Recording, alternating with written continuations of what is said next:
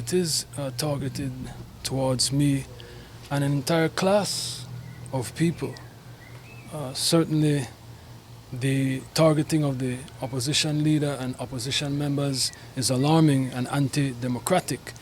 But before I address that, we have to address the classism, the elitism, the discrimination and inequality of such an amendment, and the irony of the rich, powerful, wealthy Minister Henry Charles, who is the son of the Right Honorable Said Musa, who is the only Prime Minister arrested and charged for stealing $40 million that was supposed to go to the Belizean people, poor people, for housing.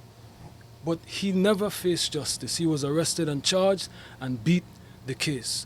Whereas Shyne Barrow, 19 years old, paid his debt to society 23 years ago. The worst case scenario is that they would try to stop me from running again.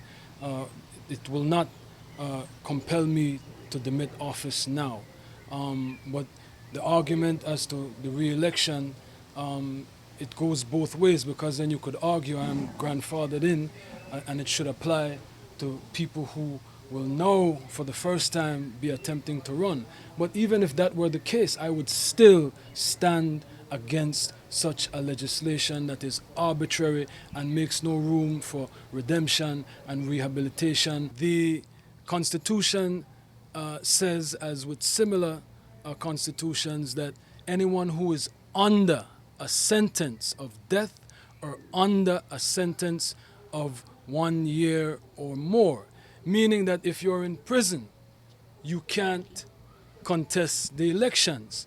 The framers of our Constitution and in the UK never envisioned that you would commit a crime, serve your time, get back into society, but still be prevented from participating in representation of the People's Act. No, there are legislations throughout the Commonwealth and in the United States where if you commit public breach of trust crimes or corruption crimes or elections fraud crimes, you may be banned for a 10-year period, a 5-year period, or permanently.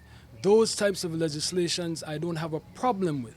But to try to sneak in an arbitrary ban of anyone who served 12 months anywhere in the world is arbitrary.